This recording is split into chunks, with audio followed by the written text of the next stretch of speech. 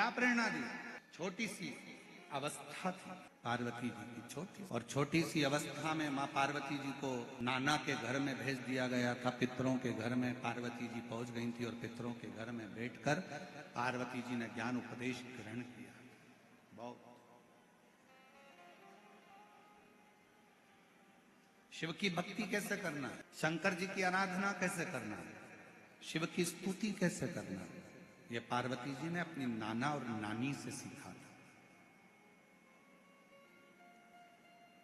ये पार्वती जी ने अपने नाना नानी के घर में सीखा था, पितरों से सीखा। गर्ग संहिता कहती है और कुर्म पुराण कहती है, तुम्हारे घर में अगर सत्यनारायण जी की कथा हो रही है, तुम्हारे घर में शंकर जी का अभिषेक हो रहा है, तुम्हारे घर में पार्थिव शिवलिंग का निर्माण हो रहा है, तुम्हारे घर में अगर तुम कोई व्रत रख रही हो, तुम्हारे घर में कोई उपास कर रही हो, तुम्हारे घर में कोई उद्यापन हो रहा है, तुम्हारे घर में कोई अच्छा कार्य हो रहा है, तो ये करवाने वाला कोई दूसरा नहीं होता, इसको करवाने वाले तुम्हारे घर के पितृ होते हैं, जो ऊपर बैठकर तुम्हारे घर में अच्छा कार्य कर रहे हैं।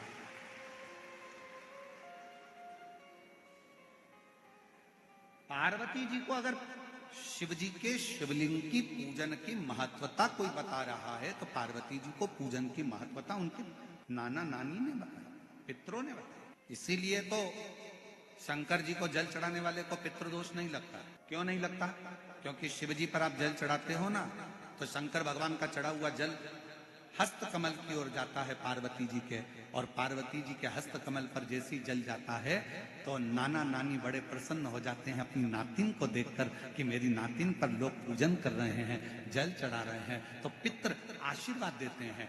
शंकर पर जल चढ़ाने पर 3 दोष समाप्त हो जाते हैं। पहले नंबर का वास्तु दोष, दूसरे नंबर का पितृ दोष और तीसरे नंबर का काल सर्प दोष। ये 3 दोष शिव पर जल चढ़ाने से समाप्त हो गए।